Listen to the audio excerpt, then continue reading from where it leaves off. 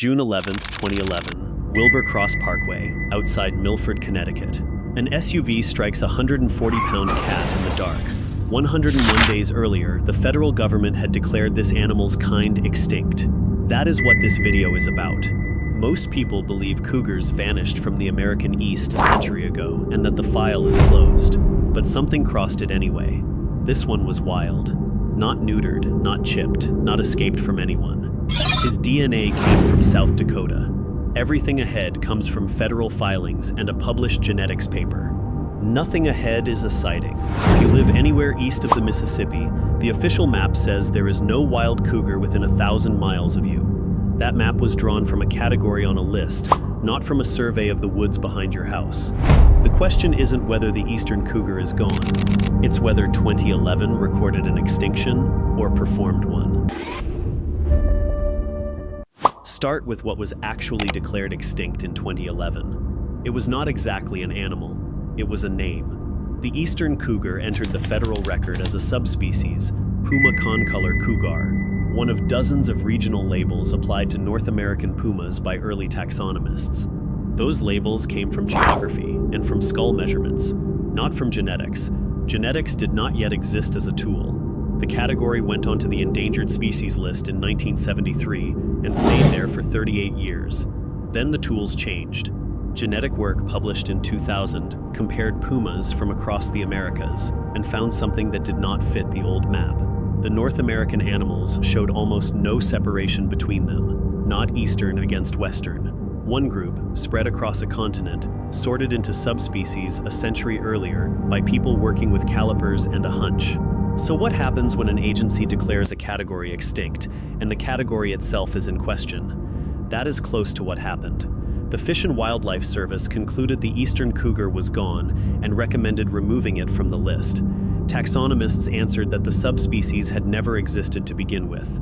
Mark Elbrock, who leads the Puma program at the conservation group Panthera, has said the listing lacked real justification from the start, and that some scientists hold it should be removed for taxonomic error rather than for extinction.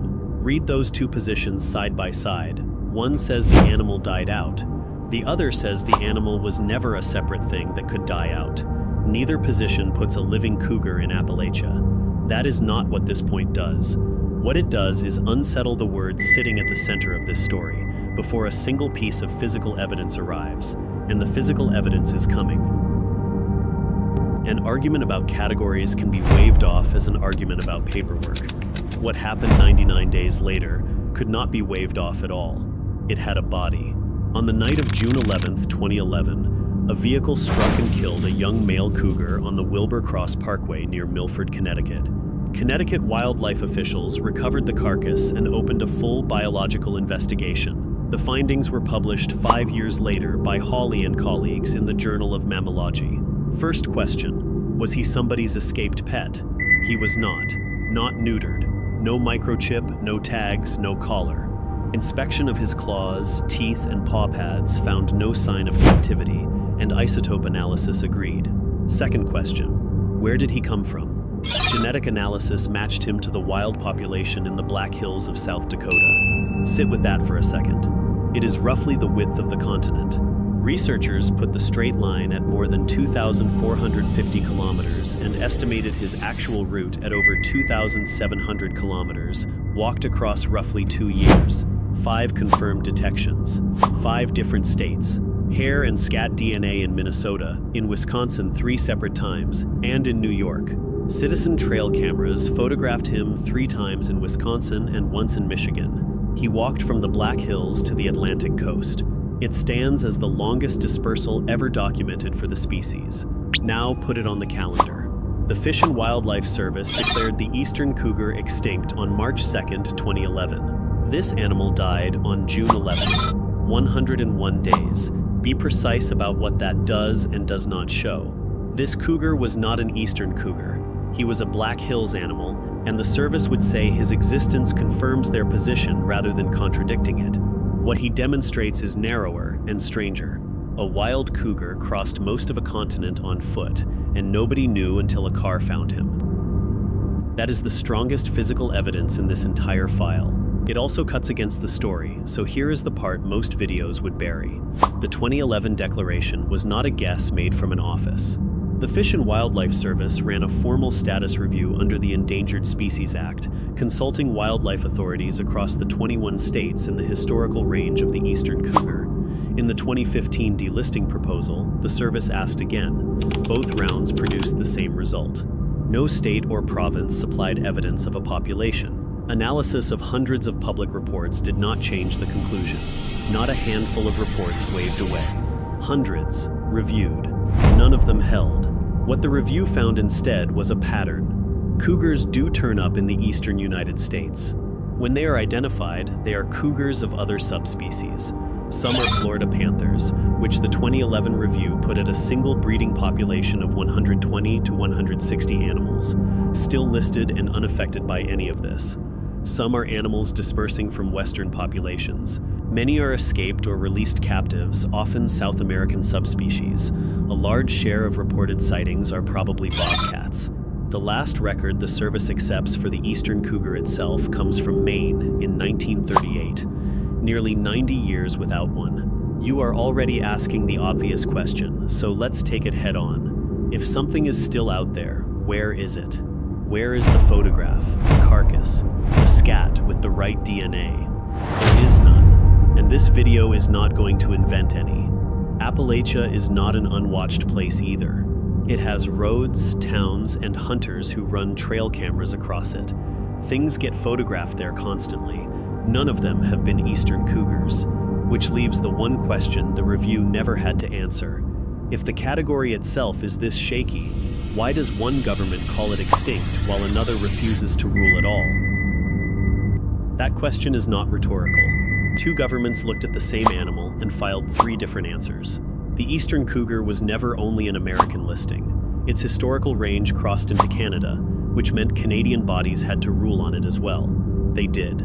They did not reach the same conclusion, and they still have not. In the United States, the file is closed. The Fish and Wildlife Service concluded the subspecies was extinct in 2011, proposed delisting it in 2015, and the removal took effect on February 22, 2018. Extinct species cannot be protected under the Endangered Species Act, so the listing simply ended.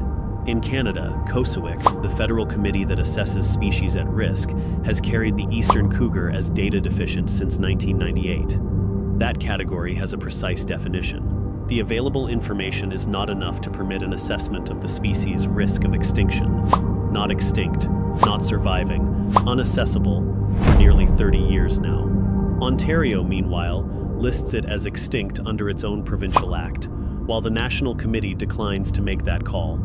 Same animal, one continuous range, 3 official positions, sorted by which side of a border the paperwork was filed on. If extinction were purely a biological finding, agencies reviewing the same evidence would tend to converge on it. A last confirmed record is a last confirmed record. What happened instead was divergence, which is exactly the problem you hit if you go looking yourself. The headline says extinct, the filing underneath says something narrower and stranger, and finding out which one is true takes an afternoon most people do not have. That gap is the work this channel does on every case. The primary documents behind this one are linked below, so you can read the actual language rather than take mine for it. None of this puts a cougar in the woods. It puts a question mark on the confidence of the ruling. A disagreement between agencies is a snapshot. The last piece of this case is the part that never stopped moving. While the listing was being argued over, the animal itself was doing something the listing never accounted for. Wild cougar populations in the West have been expanding their range eastward for the past 2 decades. The Fish and Wildlife Service stated this plainly in the same 2018 document that removed the eastern cougar from the list. The Black Hills population, the one that produced the Connecticut cougar, is described in the published record as expanding. Individual animals have been confirmed throughout the Midwest. Farther east than that, confirmations are rare. Rare is not the same as none. A cougar of unknown origin was killed in Kentucky in December 2014. Then there is the detail that governs all of it. Cougar dispersal is male-biased. Young males leave their natal range and travel far. Females usually settle close to where they were born, which means the animals turning up in the east are almost all wanderers, not settlers. That is the real limiting factor. and it deserves to be said clearly rather than glossed.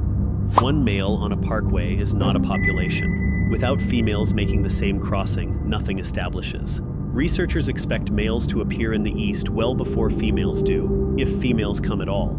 So the eastern question is quietly changing shape. For 80 years, it was whether something survived in the mountains. The evidence points somewhere else now. Not a remnant holding on in a hollow. A return, in progress, one animal at a time, arriving from the wrong direction. And the 2018 delisting carries one consequence that went largely unremarked. Extinct species cannot be protected, which conservation groups noted clears a path for deliberate reintroduction using Western stock. The Adirondacks and the White Mountains have both been named. The cougar on the Wilbur Cross Parkway was not the last of anything. He may have been early. Go back to the parkway, June 11, 2011. A 140-pound cat on the asphalt outside Milford.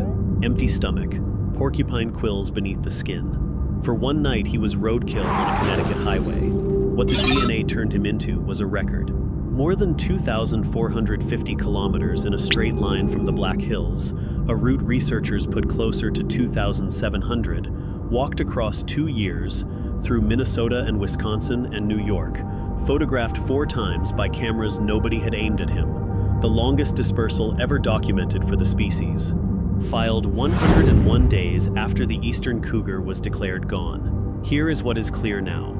Nothing in this case shows an eastern cougar survived in the mountains. What it shows is that the word extinct did work in 2011, that the evidence underneath it could not fully support, and that 2 governments still cannot agree on what was lost.